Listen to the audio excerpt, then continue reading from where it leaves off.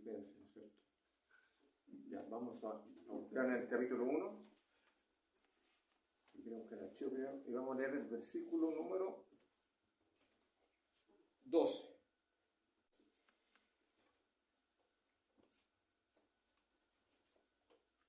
Leamos la palabra del Señor. Dice: quiero, hermanos, que sepáis que las cosas que me han sucedido han redundado más en el provecho del Evangelio. ¿Oremos? Amado Padre Celestial, te agradecemos, Señor, porque tú permites todas las cosas. En tu palabra las encontramos todas también. Y es una verdad que nosotros aceptamos y reafirmamos en que tu palabra es la verdadera regla de vida. Acompáñanos siempre, Señor, y permite que este culto, esta predicación, sea para glorificar y honrar tu nombre y obtener aprendizaje de ellos también. En el nombre de Cristo te lo pido, te lo agradezco todo. Amén. Pueden tomar sus asientos. Mientras buscaba la predicación, ¿no es cierto? Quise un poco remontar un poco a algunas preguntas que en algún minuto en un lugar la hice, la formulé. Como Martín hizo una pregunta en la semana pasada, dije yo, me hizo acordar de aquella, ¿no es cierto?, que años atrás formulé yo también. Si yo les preguntara a cada uno de ustedes, pero no me respondan, yo ahora sí no voy a pedir que respondan, si le dijéramos nosotros, o yo les preguntara, ¿qué prefieren? ¿Ver o recordar? No me respondan. ¿Qué quiere usted en estos minutos? ¿Prefiere ver o recordar? Ahora le vamos a formular la pregunta abajo a lo que yo les voy a decir. Esta es una historia de un hombre que estaba perdiendo la memoria muy lentamente. Entonces, después de un examen médico, el doctor le dijo a este paciente que iba a hacer una operación un poco compleja, que tenía que interceder dentro del cerebro sus manos, ¿no es cierto? Y podía cambiar su condición. Y, claro, la condición era que podía restaurarle su memoria. Pero, sin embargo, la cirugía tenía también una delicada, consecuencia que podía ocurrir. El riesgo de romper el nervio y causar una ceguedad total. Entonces, aquí viene la pregunta. ¿Qué prefiere? Le preguntó el médico ¿no es cierto?, al paciente, el cirujano en este caso. ¿Su vista la prefiere o su memoria? El hombre cuestionó, pensó, hizo su pregunta interna y durante unos minutos pudo contestar. Y dijo, prefiero mi vista. Porque prefiero ver a dónde voy que recordar dónde he estado. Mire, ¿ya? Qué interesante. Mi vista. Más que recordar. Porque prefiero ver a dónde voy que recordar dónde he estado. Y esto un poco lo señala Filipenses en el capítulo 3. El apóstol Pablo toma la misma decisión, espiritualmente hablando. ¿Ya? Escogió olvidar su pasado con sus éxitos y su vergüenza. Lo que más le importaba era mantener la mirada ¿dónde? En la meta de obtener la aprobación ¿de quién?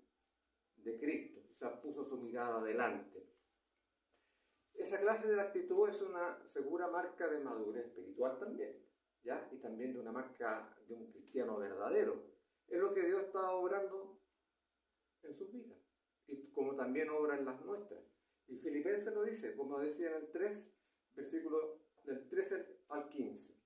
Hermanos, yo mismo no hago cuenta de haberlo ya alcanzado, pero una cosa hago, olvidando ciertamente lo que queda atrás y extendiéndome a lo que está delante, prosigo al blanco, al premio de la soberana vocación de Dios en Cristo Jesús. Así que todos los que somos perfectos, esto mismo sintamos, y si otra cosa sentís, esto también os revelará Dios. No podemos olvidar nuestro pasado. No, por supuesto que no lo podemos olvidar, pero no tenemos que vivir en él, porque el Señor así lo indica. Cualquier cosa que sea buena o mala que hayamos hecho, viene de Dios. Por lo tanto, solo podemos dar gracias a nuestro Creador de la persona que somos hoy en día. Nuestro Salvador nos tiene en este estado. Cuando confesamos nuestros pecados, quedan borrados, ¿ya?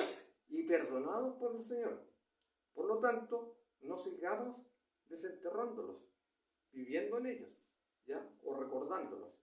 Yo en el tiempo pasado puede decir uno, no, yo era católico. Pero no puedo seguir recordando que era católico, ¿ya? Sino que tengo que vivir en la mirada, poniendo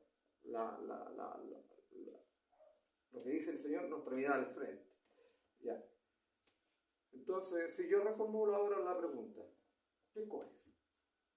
¿Ver o recordar? Ahora a lo mejor ha cambiado. Si la cambiaron, no me lo digan tampoco, porque es algo interno. Y si esta ilustración fue una pequeña lección para ustedes, ahora vamos a ver qué hacer en las cosas espirituales. Habíamos leído, ¿no es cierto?, en Filipenses 1:12, dice, y quiero, hermanos, que sepáis que las cosas que me han sucedido han redundado más en el provecho del Evangelio. ¿Y cómo podíamos nosotros un poco sintetizar este texto? Deberíamos colocarle como título, sacando provecho de las pruebas. Sacando provecho de las pruebas. Y estas notables palabras del apóstol Pablo son conocidas por su situación del proceso que está encadenado, ¿no es cierto?, por causa del testimonio de Jesucristo. También este probado siervo de Dios podía testificar con toda seguridad, pero con toda y absoluta seguridad, que todo lo que le sucedía era ¿para qué? Para el provecho del Evangelio. Eso era claramente lo que vivía y experimentaba el apóstol Pablo. A veces el creyente comete la equivocación de separar en dos lo que puede considerar. ¿En qué? En que mi vida personal, o sea, mi trabajo, la familia, la finanza, todo lo que es personal o secular, lo podemos dividir y dejarlo en ese lugar. Ahora, en la vida espiritual, las actividades de la iglesia, la predicación del Evangelio, los testimonios, las reuniones, ¿no es cierto?, que corresponden al día domingo, son estructurados, ¿no es cierto?, en un lugar distinto. Cuando uno les pregunta a las personas, ¿no es cierto?, o también a veces les puede preguntar a los mismos hermanos cómo están, ellos pueden contestar claramente, las cosas del Señor van ¿cómo? Muy bien.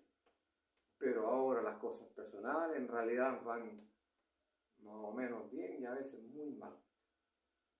En eso podemos colocar a veces los matrimonios, ¿ya?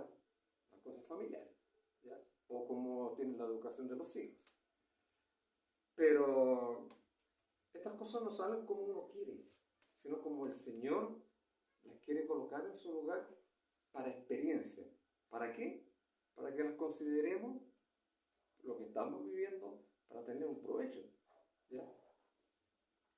Cuando consideramos que la vida es personal o familiar, es ajena a las cosas del Señor, también pueden ser viceversa, encontramos un desequilibrio, ¿no es cierto?, constante, como quien camina con una pierna más corta que la otra. O sea, no está caminando derecho o perfecto.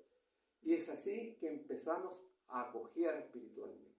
Empezamos a cojear en las cosas del Señor. Porque la pierna de mi vida personal tiene un nivel, es más corta. Y la otra que tiene, la espiritual, la que está en el Evangelio, es más larga. Entonces el equilibrio, ¿no es cierto?, de ambas cosas no son compatibles. Entonces debemos equilibrar las cosas, pero pidiéndoselas al Señor. Esto se soluciona si llevásemos nuestra mente y nuestro corazón a un sencillo razonamiento bíblico que también lo entrega el apóstol Pablo, ¿ya? En el mismo Filipenses, más adelante, en el versículo 21, dice, porque para mí el vivir es Cristo y el morir es ganancia. Por lo tanto, ¿qué es lo que involucra esto? Que absolutamente toda de mi vida, y no existe tal división, que mis cosas y las cosas del Señor no se pueden dividir, ¿ya? Porque todo tendría que ser de Él. Mi vida personal y mi vida espiritual son del Señor. Ahora, los dos pies puestos en el Evangelio van a trabajar ordenadamente y equilibradamente. Para ver el primer punto, tenemos una salida a nuestras pruebas, bajo el texto que habíamos leído. ¿Quién puede testificar sin avergonzarse? Todo lo que me ha sucedido ha sido para el provecho del Evangelio. ¿Me puedo avergonzar bajo un testimonio como este? Alguien diría, hay cosas que suceden que no son para nada de provecho. Inclusive las cosas que son del Evangelio. Es verdad que todas aquellas cosas que son productos del pecado y de la desobediencia no son de provecho del Evangelio. Eso sí, tenemos que recalcarlo. Para nosotros ni para quienes nos rodean van a ser de provecho. Lo que se plantean en la medida que son todas las cosas o aquellas cosas que no son productos del pecado, sino que vienen como prueba para nuestra fe. Y aún así, si nuestros ojos espirituales, ¿no es cierto?, no están abiertos, no podremos ver ningún bien. Aunque estemos viendo las cosas espirituales, si nuestros ojos espirituales no están abiertos. Nuestra mente también, o nuestro corazón carnal, tampoco lo podrá ver. Entonces, la salida de la prueba, ¿dónde está? Porque la llave está en manos de aquel que, junto a la tentación, da también la solución. En el Señor Jesucristo. Esto lo dice, ¿no es cierto?, lo narra en 1 Corintios 10:13. Nos ha tomado tentación sino humana. Más fiel es Dios que no os dejará de ser tentado. Más de lo que podéis llevar. Antes dará también conjuntamente a la tentación la salida para que podáis aguantar. Entonces, el cristiano podrá aguantar en las tentaciones, en las dificultades, en las tribulaciones. Obviamente que sí, ¿ya? Si no rendimos incondicionalmente nuestra vida al Señor, si no estamos con Cristo juntamente crucificados, como dice la palabra del Señor, no habrá salida a ninguna de nuestras dificultades. Pero con el Señor somos más que victoriosos. Y cuando nos encontramos en esta situación, podemos decir, Jehová está conmigo como poderoso gigante. Amén. Y vamos a salir adelante. ¿Ya? El segundo punto, que sea de provecho para el Evangelio. Notemos que el apóstol Pablo dice que las cosas que le sucedieron fueron ¿para qué? Para el provecho personal, ¿no? Para el provecho del Evangelio. Si bien trabajamos, nos movemos, también atendemos nuestras necesidades personales, necesidades familiares. Nuestra vida salvada por Cristo tiene como propósito en esta tierra la de llevar el Evangelio bajo cualquier situación y circunstancia. El Evangelio está en manos nuestras, en manos de la iglesia, en manos de la congregación. Y si fuimos ganados por el Salvador, no podemos pensar que predicar a otros, asistir a nuestro hermano, consolarlo o al afligido, ayudar al necesitado, edificar al pueblo de Dios, promover el amor fraterno y un largo etcétera, sean tareas secundarias. No podemos pensar eso. Debemos preocuparnos de las cosas que son del Señor. Ahora, el Evangelio es predicar a Cristo. Es llevar las buenas nuevas por donde quiera que nosotros nos encontremos. En una farmacia, en el supermercado, en el trabajo. ante unos amigos, ante los compañeros, en los estudios, y también acá en la iglesia. ¿Ya? Porque los testimonios los podemos recibir y nos pueden edificar. Si nuestra vida depende del éxito, de las cosas que son terrenales, en vez de poner nuestra mirada, como dice el Señor, en las cosas celestiales, tarde o temprano vamos a tropezar también con nuestra vida espiritual. Entonces nos dependemos del éxito. Si somos espirituales o si somos carnales, como dice la palabra del Señor, esto queda evidenciado cuando sufrimos la prueba. En ese minuto vamos a ser probados y vamos a decir que estas cosas fueron de provecho. ¿Para qué? ¿Para mí mismo? No. El que pasa la experiencia en la carne se deprime, ¿ya? Se decae, se angustia, tiende a abandonar su comunión con Dios, que ya venía decayendo, porque obviamente es la consecuencia, y tiende a abandonar todo lo que concierne a la obra del Señor y la comunión del pueblo de Dios también. Entonces, el que pasa la experiencia en el Señor, en cambio de todos los percances que pueden sucederle, le va a redundar siempre que todas las cosas van a ser de provecho para el Evangelio. No decaerá si que se afirmara más en el Evangelio, ¿no es cierto? Y cobrarán nuevas fuerzas porque su fe ha sido purificada como oro, dice la palabra del Señor, y cuando se funde en el crisol. En el Salmo 103, del 1 al 5, leo y dice: bendice alma mía Jehová, y bendigan todas mis entrañas tu santo nombre. Bendice alma mía Jehová, y no olvides ninguno de sus beneficios. Él es quien perdona todas tus iniquidades, el que sana todas tus dolencias, el que rescata del hoyo tu vida, el que corona de favor y misericordia, el que te sacia de bien tu boca, de modo que te rejuvenezcas como el águila. Entonces, ¿qué poderosa enseñanza podemos encontrar en la palabra del Señor? Estos textos y muchos más. Cuando el creyente soporta la prueba, queda de manifiesto a los ojos del mundo que hay en esa persona una naturaleza superior, una naturaleza diferente, una persona distinta, que posee algo especial. Y como sabemos, eso es que es Dios que está morando en nuestros corazones, en nuestras vidas. Nos hace distintos. Nos dio un Espíritu Santo en el cual podemos confiar, que se manifiesta de una y misma manera ante nosotros. Solo hay que dejarle que Él deje actuar. Él debe actuar, no nosotros. No debemos intervenir en absolutamente en nada. Ahora, si las iglesias se poblaran, ¿no es cierto?, de este tipo de creyentes, que nos falta mucho a nosotros de ser así, otros serían los resultados y otros serían los éxitos.